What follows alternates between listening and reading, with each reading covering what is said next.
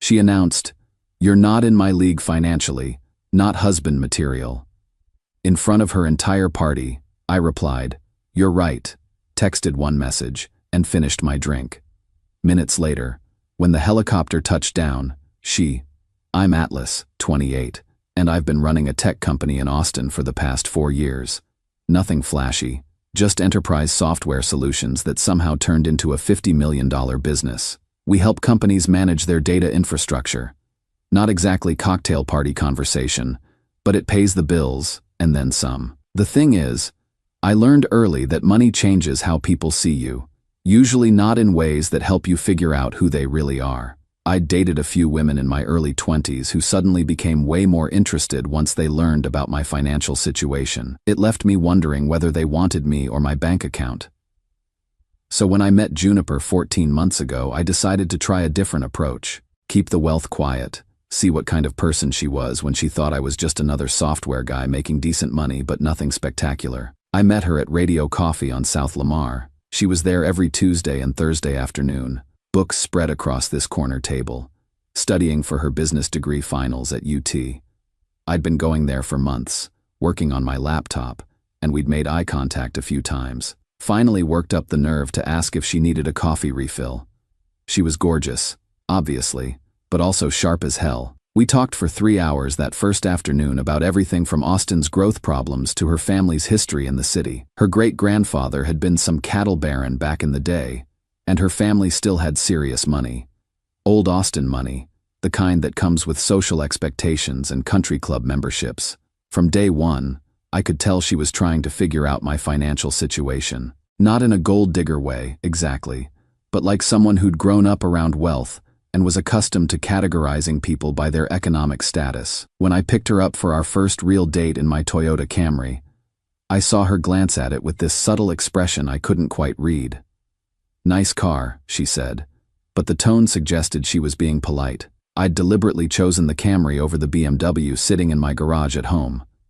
Wanted to see how she'd react to dating someone who appeared to be solidly middle class rather than wealthy. Over the next few months, I got a masterclass in how people from old money families view economic differences. Never mean about it, never directly insulting, but there were constant little comments and suggestions that revealed her mindset.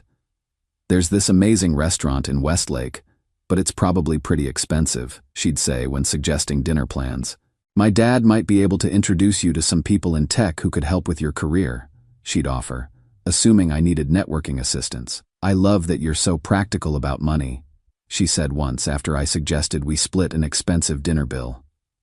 Most guys try to impress me by spending way more than they can afford. Her family was polite but distant when I met them. Her parents, Victoria and Hamilton, treated me like a pleasant enough young man who was clearly temporary. They'd ask basic questions about my work, nod politely when I explained what my company did, then change the subject to topics they found more interesting. Her Uncle Sterling was the worst. Investment banker, probably early 50s, the kind of guy who wore his success like a uniform. He had this way of talking down to me that was subtle enough to avoid being obviously rude, but clear enough that I always left family gatherings feeling like I'd been evaluated and found lacking. "Software, huh?" he'd said during our first meeting. "Competitive field. Hope you're saving money for when the market shifts. Austin's tech scene is pretty volatile," he'd add. "Smart to keep your expectations realistic." I'd never told him what my company was worth or what my personal financial situation looked like. In his mind, I was some startup employee dating above my station, and he enjoyed reminding me of that dynamic. The weird thing was, I started to internalize some of it. Not because I believed I wasn't successful, but because constantly being treated like I was less than eventually affects how you see yourself in that environment. I'd find myself feeling defensive about my choices, my lifestyle, my apparent lack of ambition to live more extravagantly. Juniper never said anything directly critical, but there were patterns. She'd suggest restaurants, and then quickly backtrack when she remembered I might not want to spend that much. She'd talk about vacation ideas and then pivot to more realistic options when she caught herself. She'd mention something she wanted to buy and then joke about how she'd have to wait until she found a rich husband. All of it was said with affection, like she was being considerate of my financial limitations. But it built this dynamic where she was the financially secure one doing me a favor by dating down, and I was the guy who should be grateful for her flexibility about my economic status. Her graduation party was last month. She'd been talking about it for weeks. Big celebration at Westwood Country Club, family tradition, all her relatives and family friends invited. She was proud of finishing her business degree, and her parents were throwing this elaborate party to celebrate. It's going to be pretty fancy, she warned me a few days before. Like, really fancy. My family goes all out for these things. I told her that sounded great, that I was looking forward to celebrating with her. What I didn't tell her was that I'd been to Westwood Country Club plenty of times for business events. My company had sponsored their charity golf tournament for the past 2 years. The night of the party, I showed up in my usual khakis and button-down. Nice enough for most occasions, but definitely underdressed compared to everyone else there. Men in suits that probably cost more than most people's rent. Women in dresses that screamed designer labels. Juniper looked incredible, obviously. Black dress that probably cost more than my car payment.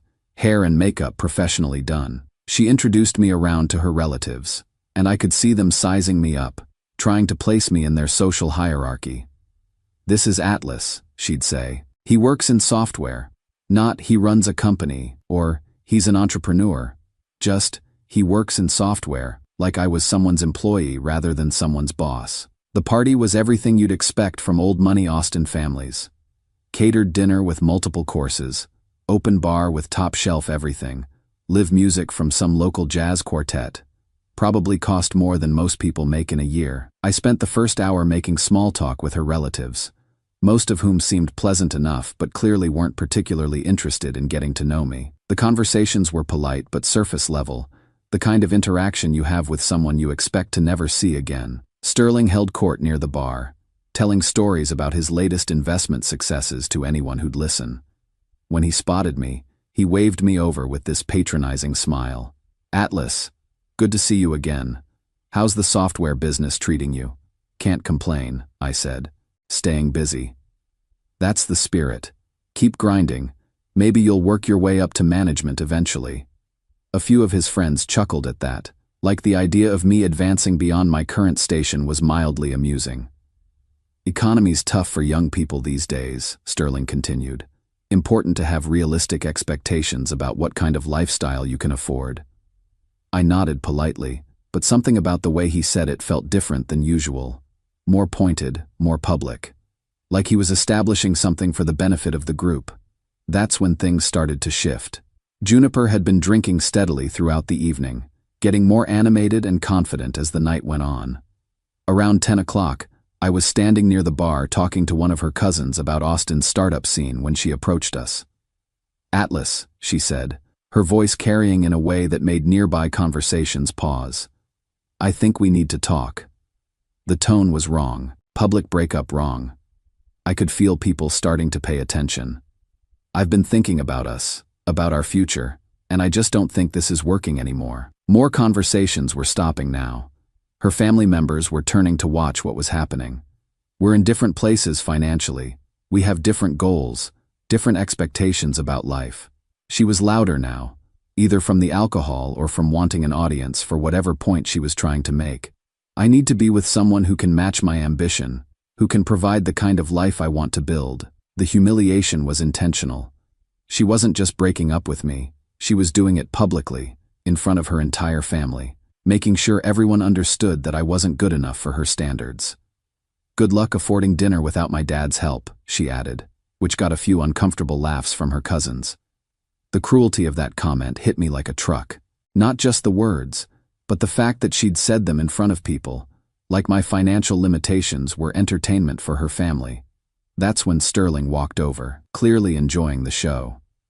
"Don't take it too hard, son," he said with this patronizing smile that I'd grown to hate over the past year. "Juniper's got standards to maintain. Family expectations, you understand." He was playing to the crowd now, and they were eating it up. "I'm sure you'll find someone more suitable to your situation," he continued. "Maybe in a few years when you've gotten your career more established, you can try dating in this league again." The whole circle of family members was watching this humiliation like it was dinner theater. "Besides," Sterling added, his voice carrying across the room now. "You'll probably be begging to be let back in once you realize what you're losing." That's when something clicked for me. Not anger, exactly, but this crystal clear moment of understanding. These people had spent 14 months evaluating me, finding me lacking, and now they were publicly celebrating my inadequacy. I pulled out my phone and made one call. "Kai? Yeah. I need pickup from Westwood Country Club. 30 minutes. I put the phone away and looked at Sterling, then at Juniper, then at the circle of family members who were still watching this unfold like entertainment. "I appreciate the advice about knowing my league," I said calmly. Then I walked to the bar, ordered a whiskey, and waited. The next 28 minutes were the longest of the evening. I could feel people watching me, probably wondering what I was doing, why I wasn't leaving in embarrassment like they expected. Juniper tried to approach me a couple times, but I wasn't interested in extending the conversation. Then you could hear it before you could see it. The distinctive sound of helicopter rotors, getting louder as it approached the country club. Conversations started to die down as people tried to figure out what was happening. The helicopter landed in the field adjacent to the country club, rotors still spinning. Corporate helicopter, sleek as hell, with Reeves Dynamics printed in large letters on both sides. My company logo, visible to everyone at the party. The entire event had gone silent. Everyone was staring out the windows, trying to process what they were seeing. I finished my whiskey, left a 20 on the bar, and started walking toward the exit. "Atlas," Juniper called behind me, but I didn't turn around. "Wait," she called again, but the helicopter noise was getting louder as I approached it. As I climbed into the passenger seat, I could see the entire party clustered at the windows of the country club, phones out, probably Googling Reeves Dynamics, and realizing that the guy they'd just spent an hour humiliating was worth more money than most of their trust funds combined. Sometimes the best response to being told you don't belong somewhere is proving that you never needed to be there in the first place. Update 1. Kai texted me the next morning with updates from his girlfriend who works events at the country club. Apparently, the party turned into complete chaos after I left. The first thing that happened was everyone started Googling my company. Reeves Dynamics isn't exactly a household name outside tech circles, but we're pretty well established in enterprise software. When the party guests started finding articles about our recent Series C funding round and my profile in Austin Business Journal's 40 Under 40 list, the energy in the room completely shifted. Juniper lost it. Completely lost it. Tried to chase down the helicopter in heels, screaming for me to wait. When that didn't work, she spent the next hour crying in the country club bathroom while her mom and cousins tried to calm her down. Victoria was apparently horrified, realizing they'd just publicly humiliated a multimillionaire at their own family celebration. Hamilton immediately started researching my company on his phone, probably calculating exactly how much money they'd just insulted. But Sterling's reaction was the best part.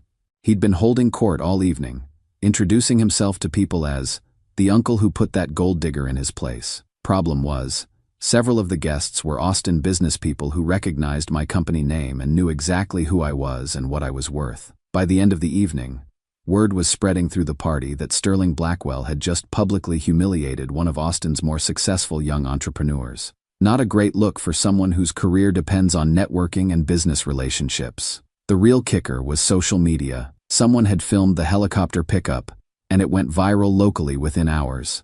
#helicopter breakup started trending in Austin. The video shows me walking calmly toward this corporate helicopter while Juniper screams my name in the background, and her family stands around looking completely stunned. The video got picked up by some local news stations as a feel-good story about comebacks and not judging people by appearances. Within a week, it had over 1 million views and was being shared in business forums as an example of quiet confidence versus loud arrogance. My phone was exploding all weekend. Juniper calling, texting, leaving voicemails that went from confused to apologetic to desperate pretty quickly. "I didn't know," was the theme of most of them. "You should have told me. This changes everything. We can work this out." But that's exactly the point she was missing. She didn't know, and her behavior when she thought I had nothing revealed everything I needed to know about her character. The money didn't change who I was. It just changed how she saw me. Sterling tried calling too, something about wanting to clear the air, and discuss potential business opportunities. Amazing how quickly someone's tone changes when they realize they've just insulted someone with actual assets.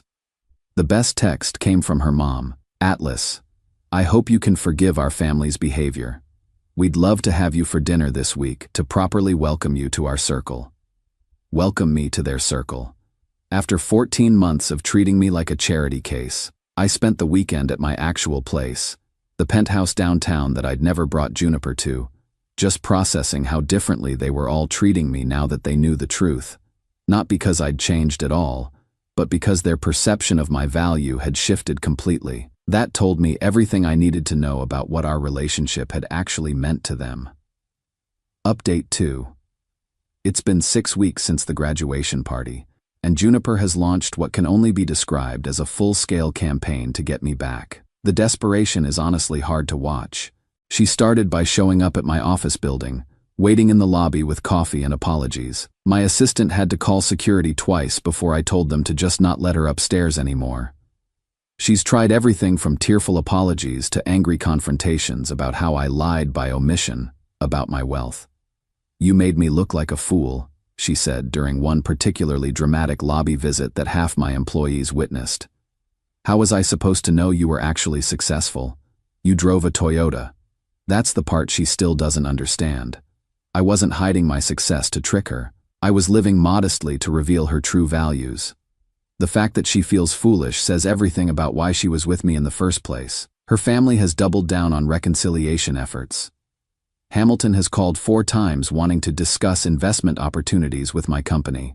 Victoria sent flowers to my office with a note about family misunderstandings and how much they'd always admired my work ethic. Sterling tried to set up a lunch meeting to talk about mutual business interests, as if we'd always been peers instead of him spending a year talking down to me like I was his daughter's charity project. The social pressure campaign is the worst part. She's been reaching out to every mutual friend we have, explaining how much she loves me and how this is all a big misunderstanding. Half of them think I should give her another chance because people make mistakes when they're drinking. The other half think I'm completely justified in walking away. She's posted old photos of us on Instagram with captions about working through challenges and love being stronger than pride. It's like she's trying to rewrite history, pretending the breakup was about communication issues rather than her publicly humiliating me for not being wealthy enough for her standards. The most telling thing happened 3 weeks ago. I was having dinner at Uchi downtown when I spotted her across the restaurant with some guy who was clearly trying to impress her. Expensive watch, talking loudly about his investment portfolio, name-dropping local business owners. She looked bored out of her mind. When she saw me, she excused herself and came over to my table. That guy's a complete loser, she said, like we were still together. All he talks about is money and status. I miss being with someone real, someone with actual substance. Someone real. After she dumped me for not having enough money. You taught me what actually matters, she continued. Success isn't about showing off, it's about character. That's why I fell in love with you. But here's what she still didn't get. She'd fallen in love with a version of me that she'd constructed in her mind. The humble, hard-working guy who needed her family's help to advance his career. She'd never actually known the real me, because the real me had been testing her character the entire time we were together. I've been clear with everyone that this isn't about pride or hurt feelings. It's about what I learned about her when she thought I couldn't offer her anything valuable. That information doesn't become irrelevant just because she's sorry now. Final update: Juniper's social life in Austin basically collapsed. The video made her locally famous for all the wrong reasons. Everyone knows the story now, how she publicly dumped a millionaire for not being wealthy enough, not realizing who she was actually talking to. It's become this cautionary tale people share about assumptions and gold-digging behavior. Dating has been brutal for her from what I hear through mutual friends. Wealthy guys won't touch her because they saw the video and know exactly what she values in relationships. Other guys know they'll always be compared to the millionaire she lost and don't want to deal with that psychological baggage. Her family's reputation took a significant hit too. Sterling lost several business relationships when word spread about his behavior at the party. Hard to trust the judgment of someone who publicly humiliates successful entrepreneurs at social gatherings. Victoria and Hamilton have gone into full damage control mode, trying to rebuild relationships that were damaged by their daughter's very public mistake. Professionally, Juniper's been struggling. 3 job opportunities fell through when employers Googled her name and found articles about the incident.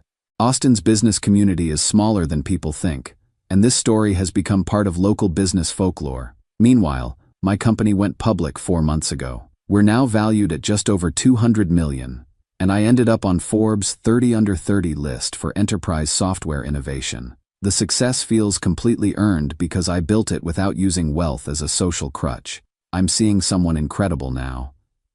Rebecca's a successful attorney who built her own practice from scratch. She knew about my company before she knew about me personally, which was refreshing. When I told her about the Juniper situation, her response was simple. Thank God you found out who she was before you married her. The difference is incredible. Rebecca doesn't need my money, doesn't want my money, just wants to build something together as equals. She gets excited about my business successes the same way I get excited about her winning big cases. That's what actual partnership looks like. Last month I spoke at Austin Startup Week about building sustainable company culture. Juniper was in the audience. Her current job apparently required her to attend networking events. When she tried to approach me afterward, security politely redirected her. Not because I was angry, but because there was simply nothing left to discuss. The whole experience taught me something valuable about testing people's character before you get too invested. I'd always known that money changed how people treated you, but I'd never deliberately used that knowledge to evaluate someone's true nature. Juniper thought she was dating down when she was with me. She thought she could do better than someone who drove a modest car and lived simply. The helicopter didn't prove that I was worthy of her. It proved that she was never worthy of me. I'm grateful for all of it now. The condescension, the public humiliation, even Sterling's smug comments about knowing my league. They showed me exactly who these people were when they thought I couldn't do anything about it.